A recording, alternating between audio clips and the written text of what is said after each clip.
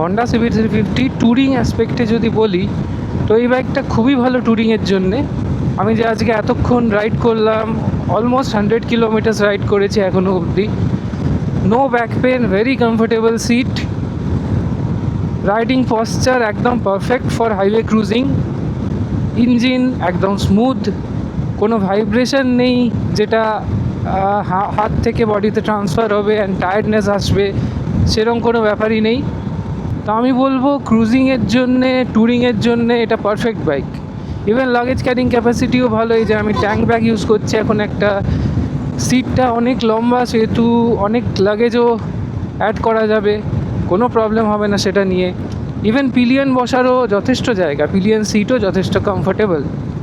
হ্যাঁ, একটাই ড্রব্যাক হচ্ছে যদি রাত্রির বেলা রাইড করতে হয়, নাইট রাইড, তার জন্যে তোমাকে অক্স লাইট লাগাতেই হবে, কারণ এর হেডলাইটটা একদমই ভালো নয়, একদমই কাজ করে না।